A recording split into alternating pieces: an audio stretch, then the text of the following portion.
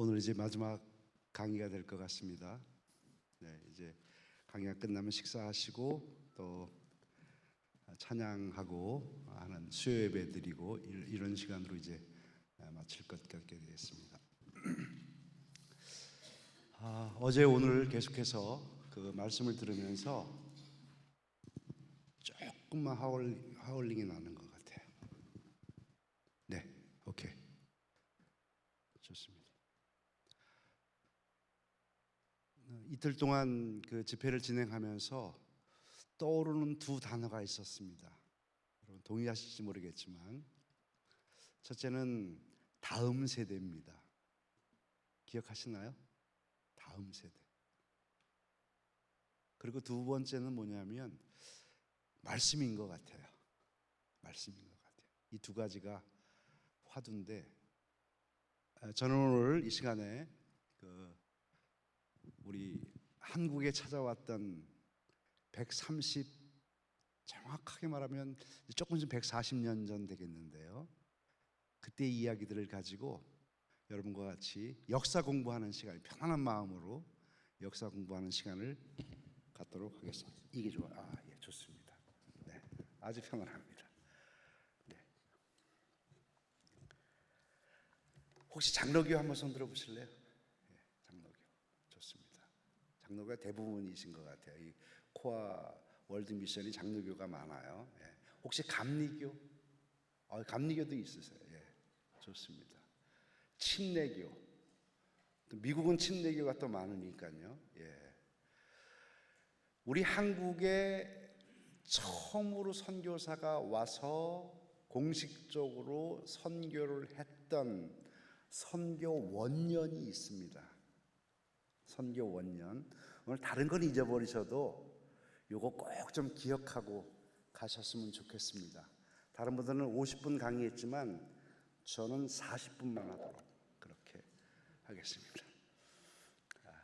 이따 이제 아시겠지만 우리 좀 기도하는 시간을 가져야 될 일이 있어요. 그래서 장로교회 최초의 선교사는 언더우드죠, 그죠? 언더우드. 옆에 사람 바라보시면서 언더우드가 최초의 선교사입니다. 이렇게. 감리교는 아펜젤러, 그죠? 아펜젤러 선교사가 최초의 선교사였고요. 침례교는 누굴까요? 말콤 펜윅이라고 하는 선교사예요. 자, 그분들이 이 땅에 우리 한국을 찾아왔던 연도가 언제냐면 1885년이에요. 네. 잠깐만요. 요거예요? 예. 이건 안 되는군요. 네. 좋습니다. 그림이 좀 흐린데 1885년 4월 5일이라고 나와 있어요. 그래서 자, 오른손을 저처럼 이렇게 드시고 역사 시간이니까 오늘 저는 역사 선생님이에요. 자, 오른손을 이렇게 드세요. 손가락을 이렇게 하시고 잘 따라해야지 장학금을 받을 수가 있습니다. 자, 전부 다 여러분들을 전부 다 고등학생 수준으로 낮추겠습니다. 여러분 다 고등학생들이에요. 여고생, 남고생들이에요. 한번 따라 하시겠어요? 하나 알 것은, 다시 한번 자기 목소리가 자기 귀에 들리게 해야지 머리에 남습니다. 다시 한번 하나 알 것은 팔팔한 나이에 오셨다는 사실. 다시 한번 이제 조금 이제 나는데 오늘 집에 가서 이게 생각이 나야 돼요. 다시 한번. 자, 하나 알 것은 팔팔한 나이에 오셨다는 사실. 예. 1885년을 꼭 기억하시기를 축복합니다. 장로교회 언더우드, 감리교회 아펜젤러. 그날이 4월 5일이었습니다. 4월 5일이 한국에 뭐죠? 나무를 심으러 왔겠습니까? 복음을 심으러. 우리 민족의 가슴에 피 묻은 예수 그리스도의 십자가를 심기 위해서 그분들이 찾아왔다는 사실을 기억하실 필요가 있습니다. 요즘 앱이 많이 발달되어 있잖아요. 과거 연도에 몇 월 며칠에 무슨 일이 있었는지를 구글을 검색해 보면 나오잖아요. 검색해 보시면 알겠지만 그날은 주일이었습니다. 그것도 부활주일. 부활하신 예수 그리스도만이 한국을 살릴 수 있다는 그 놀라운 메시지, 여러분 기억하실 필요가 있습니다. 믿습니까? 그리고 드디어 4년 뒤 말콤 페닉이라는 사람이 4년 뒤, 그러니까 몇 년이에요? 1889년. 뭔가를 팔고 오다가 조금 늦었어요. 뭔지는 모르지만 뭘 팔고 오다가 늦은 분이 저 말콤 페닉이세요. 언더 더 아펜젤러보다 4년 뒤에 한국을 품고 오셨던 말콤 페닉. 그런데 이 말콤 페닉이 형제들이 11형제예요. 11형제인데 아버지가 일찍 돌아가셨어. 그래서 오빠니까 동생들을 이제 일해서 학비도 되고 먹을 거를 먹여서 키우기 위해서 중도 학교를 포기했습니다. 늘 그거에 대한 스트레스가 있었어요. 그러고 있다가 매년 여름마다, 여러분 나이아가라 폭포 가보셨어요? 혹시 가보신 분 한번 손 들어 주실래요? 그래서 젊어 보이시는군요. 꼭 가시게 되면 한국 사람들이 외치는 말이 있습니다. 나이야 가라. 나이를 보내고 오셔서 젊어지신 것 같습니다. 젊어지시기를 원하시는 분들은 꼭 나이아가라를 가서 남들이 안 볼 때 큰 소리로 나이야 가라 그리고 보내고 오시기를 축복합니다. 매년 여름마다 나이아가라 바이블 컨퍼런스가 열렸어요. 우연히 지나가다가 그 장소에 들어갔습니다. 저 뒤에서 이제 그 부흥회에 참석을 하는데, 사경회라 그러면 아마 이 코아에서 하는 거하고 비슷해요. 뭐 간증 이런 거보다는 주로 말씀의 주안점에 대해서 말씀을 풀어나가는 사경회가 있었던 것 같아요. 매년 여름마다 시원한 나이아가라 폭포 소리를 들으면서 집회에 참석을 했는데요. 목사님 설교가 조금 들리긴 들리지만 가슴을 울리지를 않아요. 그런데 어떤 자기하고 나이 비슷한 젊은 선교사가 앞에 올라와서 선교 보고를 합니다. 인도 선교사였는데요. 그가 이런 얘기를 합니다. 찌그러진 깡통이라도 물을 담아서 생명을 살릴 수만 있다면 가야 합니다. 이 말 한마디에 말콤 페닉이 패닉 상태에 빠지기 시작했습니다. 한번 따라 하실래요? 찌그러진 깡통이라도 생명을 살릴 수만 있다면 가야 합니다. 옆에 사람 바라보시면서 찌그러진 깡통이라도. 여러분 고백을 잘 하셔야 돼요. 내가 찌그러진 깡통이에요. 상대방이 찌그러진 깡통이 아니고. 말콤 페닉이 그 말 한마디에 인생을 걸기로 시작했습니다. 배운 건 없지만 신학도 안 했어요. 하지만 20대 젊음을 가지고 내 인생이 찌그러진 깡통이지만 가야 하겠다. 그 말에 도전을 받고 후원자도 없이 1889년 12월 엄동설 안에 우리 대한민국을 찾아왔습니다. 그래서 46년 동안, 몇 년이요? 46년 동안 250여 교회를 세우신 분, 말콤 페닉. 그분의 무덤이 원산에 있어요. 한국에 오셔가지고 감리교에서 선교사를 만나서 결혼하고요. 친내교 목사님들은 대전에 있는 대전 침신을 나오잖아요. 대전 침신을 설립하신 분이 저분 말콤 페닉이라는 사실을 기억하셔야 돼요. 오늘 이 세 사람의 이야기들을 전개할 텐데, 이전에 하나님이 얼마나 우리 민족을 사랑하셨는지, 저와 여러분들을 사랑하셨는지 기가 막힌 시나리오를 통해서 기가 막힌 배우를 동원해서 우리 민족을 살리기 시작했다는 사실입니다. 정말 귀해요. 여러분 한국에 100년 넘은 교회가 몇 교회 있다고 생각하세요? 잘 맞힌 분은 부족하지만 제 책을 하나 드리도록 하겠습니다. 아까 최 목사님한테 힌트를 얻었어요. 아, 이렇게 하면 되겠구나. 한국에 100년 넘은 교회. 아니, 예, 장로교회는 세문안교회예요, 그죠? 예. 그다음에 감리교회는 정동 제일감리교회고요. 침례교회는 가 아니고, 예, 강경침례교회입니다. 강경침례교회. 여러분 그 강경을 가시면 강경침례교 100년 넘은 교회가 지금 보존되어 있습니다. 근데 한국에 100년 넘은 교회가 몇 교회나 될까요? 한번 게스해 보실래요? 목사님 이따 드리겠습니다. 1000교회가 넘습니다. 네, 1000교회가 넘습니다. 그런데 왜 그럴까요? 여러분, 옆에 사람 바라보시면서 그런데 왜 그럴까요? 예. 100년 넘은 교회가 1000교회가 넘는데 한국이 왜 그럴까요, 여러분? 예? 6만여 한국교회가 그곳을 섬기는 목회자 40만여 목회자들과 800만 성도를 자랑하는 한국이 왜 그럴까요? 왜 그럴까요? 오늘 초심으로 돌아가서 언더우드와 아펜젤로와 침례교회 말콤 페닉이 이 땅을 어떻게 섬겼는지, 어떻게 예수 그리스도의 피 묻은 십자가 복음을 전했는지를 우리 한번 더듬어 보면서 초심을 회복하는 축복이 저와 여러분의 삶 속에 있기를 축복합니다. 첫 번째는 성경 전달이에요. 언더우드 아펜젤로가 들어오기 70년 전에 1816년이니까요. 순조대왕 때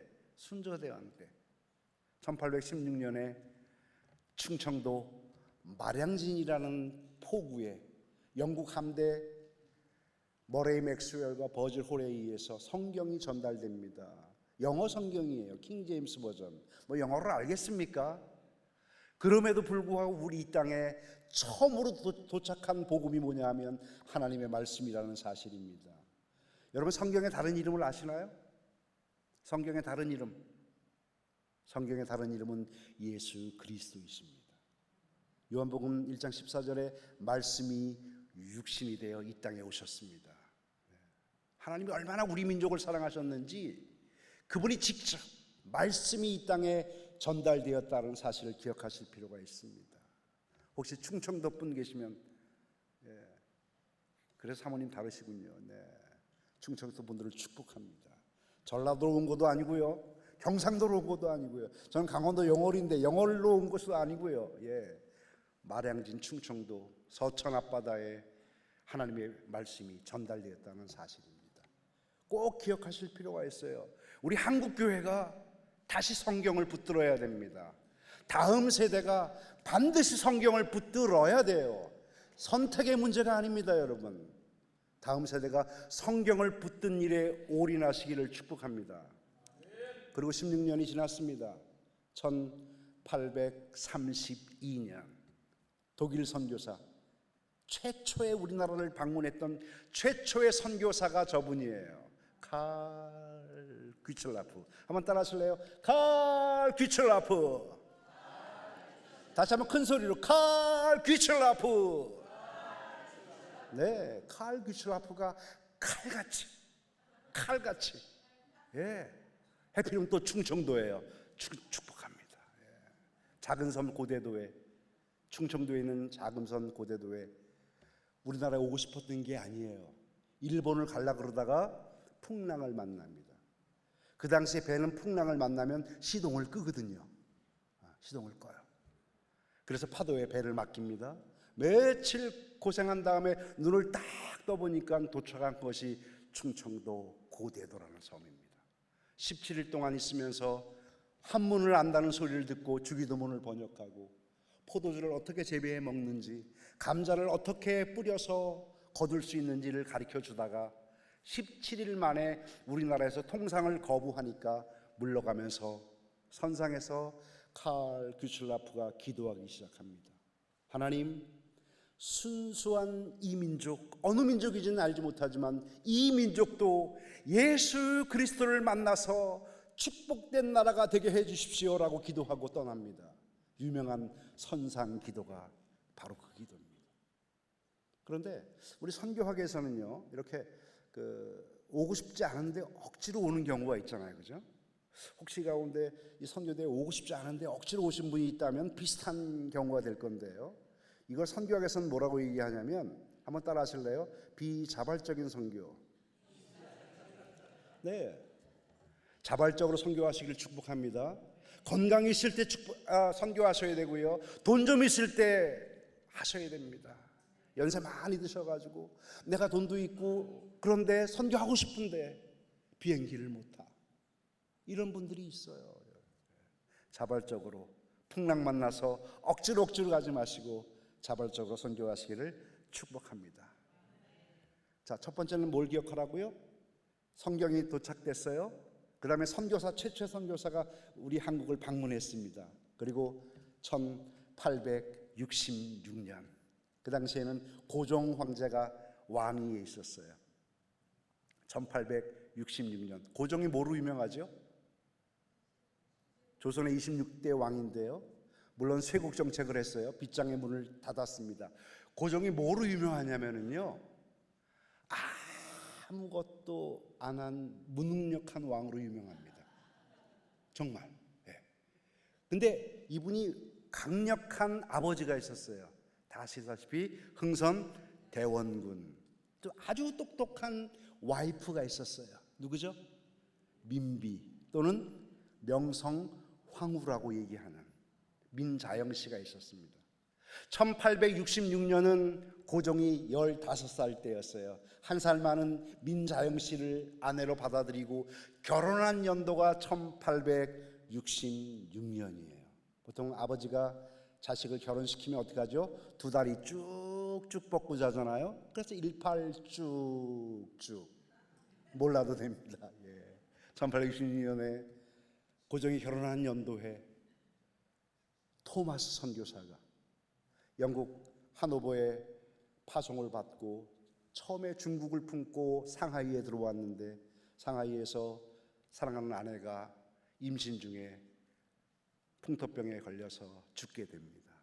시리에 빠져 있을 때 영국 선교사 윌리엄스라는 선교사님이 한국을 품어보라고, 조선을 품어보라고, 코리아를 품어보라고, 회복된 토마스 선교사가 1866년에 고종 결혼하는 그 연도에 미국 배를 타고, 영국 사람 선교사가 미국 배 제너럴 셔먼호를 타고 한국의 대동강을 거슬러 올라오기 시작했습니다. 근데 한국의 특징이 있잖아요. 어떤 특징이 있죠? 하루에 2번씩 물이 들어왔다 나갔다 하잖아요. 그 물때를 잘못 맞춰가지고 배가 좋은 배지만 무태에 머물렀어요. 그런데 우리 박충근 장로님 말고요, 박충권이라는 사람이 불화살을 쏴서 배에 불이 탔습니다. 그리고 무트로 올라온 사람들을 갖고 박충권이 칼에 의해서 목배임 당한 선교사가 로버트 토마스라는 사람입니다. 우리 민족이 보통 민족이 아닙니다. 성경에 먼저 오고요, 또 비자발적이지만 선교사가, 독일 선교사가 우리 한국을 찾아오고요, 영국 선교사가 찾아와서 성경을 건네면서 복음을 구체적으로 전해보지도 못하고 성경을 전해주면서 목배임 당한 나라가 우리나라라는 사실입니다. 하지만 말씀의 능력이 있습니다. 믿습니까? 왜냐하면 말씀은 예수 그리스도이시기 때문에 그래요. 짧은 영상 하나 보도록 하겠습니다.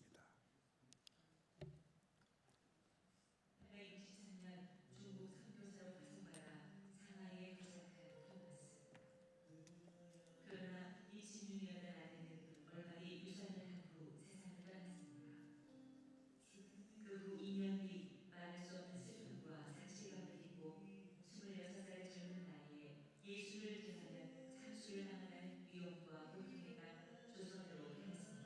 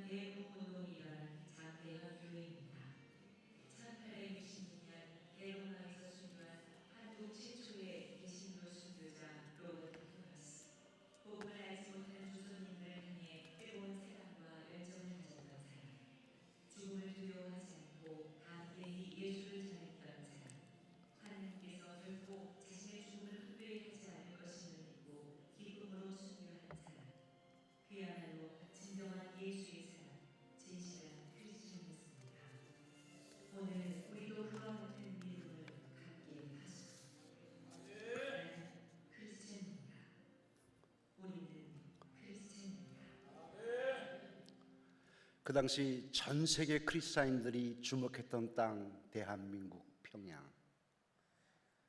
1907년 평양 대부흥 운동은 말씀에서 비롯됐다는 사실입니다.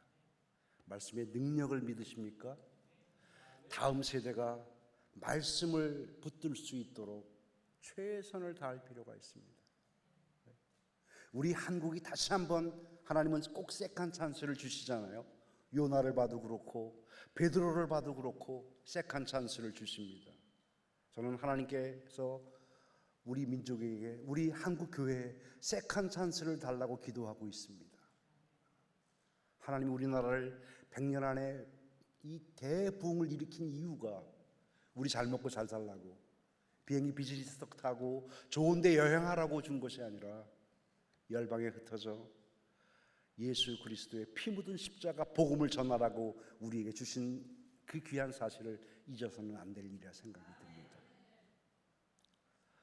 그리고 드디어 토마스 선교사의 후임으로 존 로스 선교사가 한국을 찾아왔습니다. 그 당시 대원군이 쇄국 정책을 해서 빗장을 걸었기 때문에 한국에서 가까운 저 중국 만주벌판 심양에 교회를 세우기 시작했습니다. 그 교회가 여러분 그 동관교회인데요. 지금 3만 명 정도가 모이는 교회예요. 중국 교회가요. 그 교회 선교 프로젝트가 뭐냐 하면 한국을 살리자는 거예요. 그래서 이 그림을 보시면 알겠지만 제가 사역하던 데가 저 신의주 건너편 단동에서 제가 사역을 했는데요. 저 의주 땅, 여러분 의주라는 한문 아시죠? 그죠? 의주. 의가 무슨 의자죠? 오를 의자. 오를 의자를 가만히 째려보면요, 위에 양양자에 밑에 나자입니다. 네. 나 대신 어린 양 예수 그리스도. 그 피공로에 의해서 우리가 의롭다 일컬음을 받는다는 이 복음의 사실 앞에 홍삼을 팔기 위해서 만주 벌판에 건너간 젊은 청년들, 서상윤, 백홍준, 이런 청년들이 푸른의 꿈을 안고 나도 한번 잘 살아보겠다는 꿈을 안고 갔는데 하나님의 생각은 다른 곳에 있었습니다. 그곳에서 영국 선교사 로스를 만나게 됩니다. 서상윤 장로가 열병에 들었습니다. 사경을 헤매는 거예요. 그때 로스 선교사의 여동생과 결혼한 존 맥케타의 선교사가 내가 당신 살려줄 테니까 하나님 앞에 기도하지 않겠냐고, 예수 믿지 않겠냐고 서상윤 장로가 얘기합니다. 어차피 죽을 건데, 그 당시 열병 나면 다 죽거든요. 그럼 나를 살려주시면 내가 예수를 믿겠다고. 근데 하나님께서 기가 막힌 방법으로 서상윤을 회복시킵니다. 이 서상윤 장로가요, 언어 천재예요. 그래서 로스 선교사하고 만나가지고 성경을 번역하기 시작합니다. 그래서 나온 성경 최초의 신약 복음이 예수 선교 전서가 나오기 시작하는 거예요. 그거를 가지고 그 당시에 있는 의교 청년들이 우리 한국으로 밀반입시키기 시작합니다. 여러 사람 그 밀반입 사건만 얘기해도 한 달을 가져도 모자라거든요. 근데 서상윤 장로가 약 100권의 자기가 번역한 성경 100권을 가지고 압록강을 넘어오다가 세관에 발각이 됐어요. 그래서 감옥에 갔습니다.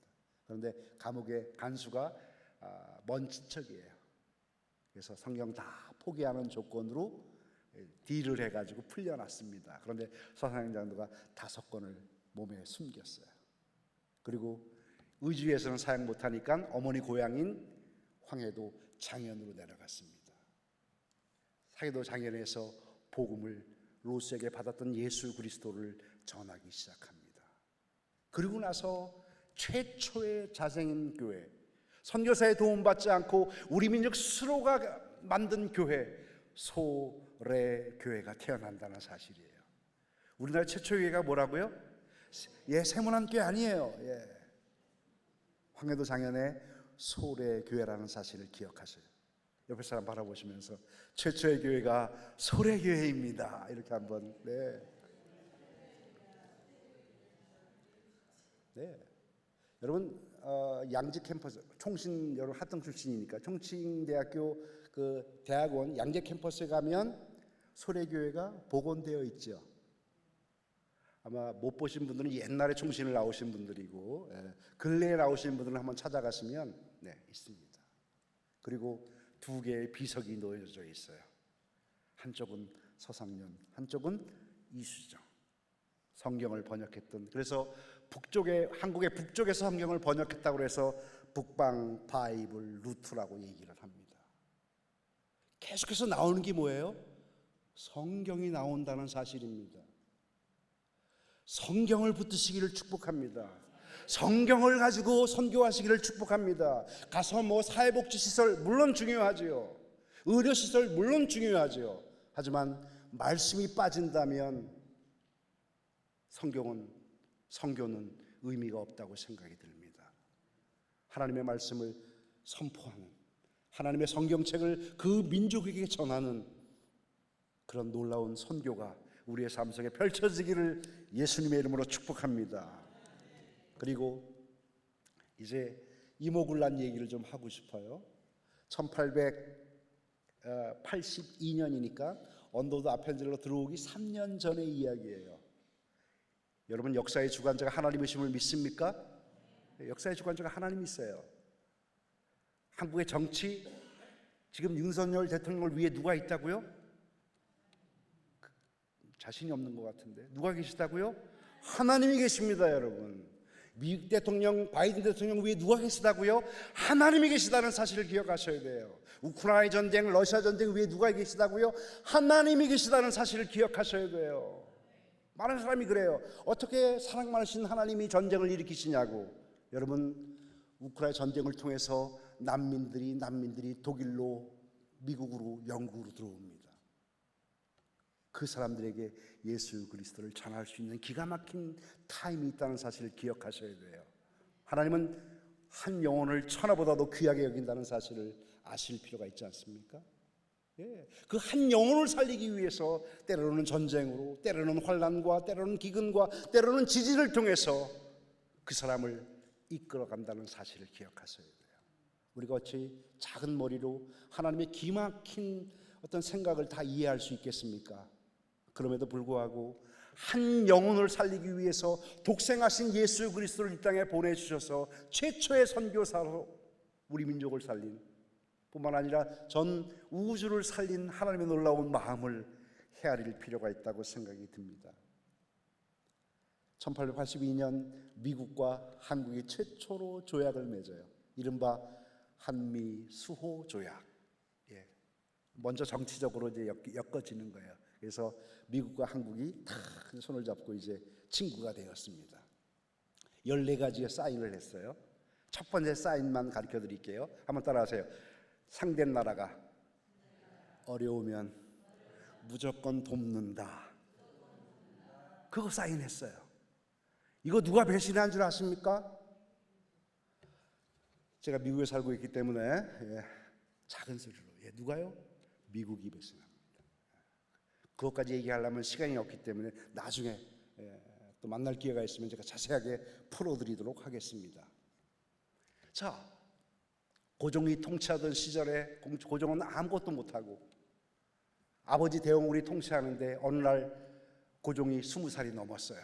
그때 똑똑했던 고종의 부인 명성황후가, 민비가, 여보, 당신 20살 넘었는데 이제는 성년인데 당신이 직접 정치를 해야지 왜 아버지가 정치를 하시냐고. 기가 막힌 정치를 통해서 아버지를, 대원군을 하야시킵니다. 그럼 누가 정치해야 돼요? 고종이 정치를 해야 되는데 고종이 아무것도 안 하는 거예요. 할 수 없이 민비가 정치를 합니다. 여러분, 며느리를 누가 사랑하죠? 시아버지가 사랑하잖아요. 그죠? 그런데 이 물러난 시아버지가 호시탐탐 며느리를 죽이기 위한 작전을 펼칩니다. 그 작전이 뭐냐면 이모군란, 이모년의 군대 반란을 일으키는 거예요. 최종 목적이 뭐냐면 며느리 민비를 죽여라예요. 그거를 이수정이라는 친구가 엿듣게 됐어요. 여러분, 이수정 지금 범죄 심리학자 이수정 그분 아니에요. 옛날 사람이에요. 남자예요. 딱 듣고 있다가 이건 무조건 왕비를 살려야 된다. 궁으로 뛰어들었어요. 자초지종을 설명하고 북녀복으로 갈아입힌 다음에 거름더미에 위장해서 민비의 고향이 어디냐면 경기도 여주거든요. 여주로 급하게 피신시켰습니다. 그 다음날 아침 아버지 대원군이 궁에 들어와서 네 아내 죽었다고, 빨리 장례식을 치르고 정치를 다시 해야 된다고. 아무것도 모르는 이 바보스러운 고종은 아버지 말에 순종하면서 그래야 되면 그래야죠. 울면서 시체 없는 아내 장례식을 치릅니다. 여러분 서울에 가면 청량리역이라고 있는데요. 청량리 옆에 홍릉이라고 들어보셨어요? 홍릉이라고 벌써 하니까 입에 침이 고이는 사람이 있는데, 홍릉 갈비가 유명하잖아요, 그죠? 예, 홍릉 갈비. 예. 갈비만 생각하지 마시고 그 홍이 뭐냐면 민비의 빈 무덤이에요. 홍릉이에요, 홍릉. 예. 근데 이 민비가 얼마나 똑똑했는지 급하게 카톡으로 청나라한테 도움을 요청합니다. 도와줘. 청나라 신식 군대들 수천 명이 신식 무기를 이끌고 궁에 뛰어들었어요. 이모군란의 주체 세력이었던 대원군을 체포합니다. 그리고 청나라 북경 옆에 있는 천진으로 압송을 하게 되는 거예요. 그래서 이모군란이 잠재워졌습니다. 그리고 얼마 뒤 장례식을 치렀는데 죽었던 그 아내가, 민비가 살아서 궁으로 들어오는 거예요. 고종이 오마이갓, 갑자기 방언이 터져 나오는 거야. 야, 어떻게 된 거냐고. 이수정이가 나를 살렸다고. 그래, 빨리 이수정이를 불러들이라고. 이수정한테 너의 모든 소원을 얘기해봐, 다 들어줄게. 이수정이가 저는 아무것도 필요 없습니다. 그런데 일본에 유학을 보내달라고 얘기를 합니다. 이수정이가 고종에 의해서 아무것도 안 해도 되는 비수행원 자격으로 박영효 대감이 이끄는 신사유람단에 이끌려서 일본 요코하마에 가게 된다는 사실이에요. 가슴이 뛰기 시작했습니다. 일본의 선진 문물을 배워서 우리 조선을 좀 부강한 나라를 만들어야겠다, 이런 풍운의 꿈을 안고 배를 탔지만 일본 요코하마에 도착한 이수정은 일본 최고의 농학자인, 기독교 농학자인 치다센 박사를 만납니다. 치다센 박사의 집에 초청이 되었어요. 그 거실에 걸려있는 산상수훈, 마음이 가난한 사람 복이 있나니 천국이 저희 것이며, 아무리 생각해도 이수정이가 이해가 안 가는 거예요. 한문으로 되어 있는 그 팔복이. 그래서 자기는 이해할 수 없다고. 그때 치다센 박사가 이렇게 얘기를 합니다. 수정 청년, 당신의 조선이 믿는 공자는 동네를 비치는 촛불이라면 내가 믿는 예수 그리스도는 우주를 비치는 빛의 원천이라고 얘기를 합니다. 그 말이 강하게 이수정 가슴에 꽂히기 시작했어요. 그리고 농학을 배우는 게 아니라 치다센 박사가 준 성경책을 읽기 시작합니다. 하나님의 말씀은 살아있습니다. 능력이 있습니다. 사람을 소생시킵니다. 이수정의 마음이 꿈틀거리기 시작합니다.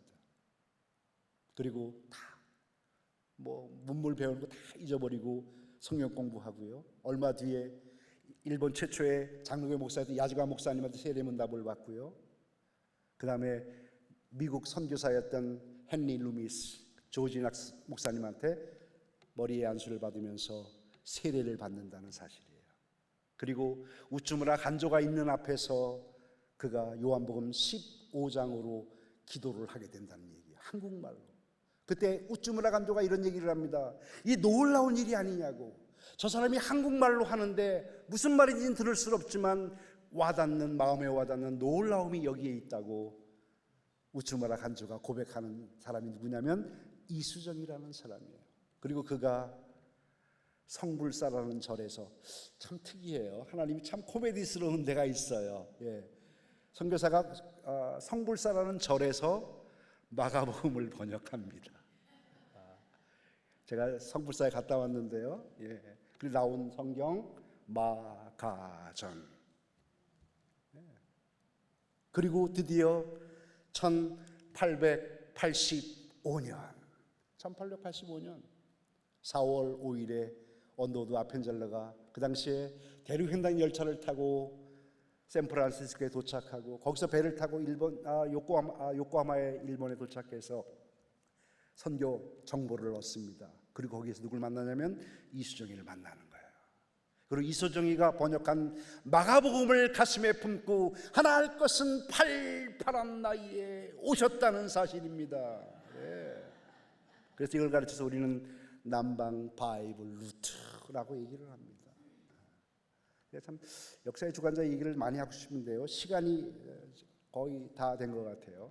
중요한 기도가 있어서 제가 3분만 더 얘기하겠습니다.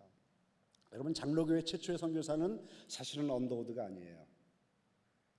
언더우드보다 몇 개월 먼저 들어온 1884년에 들어온 알렌이라는 선교사가 있습니다.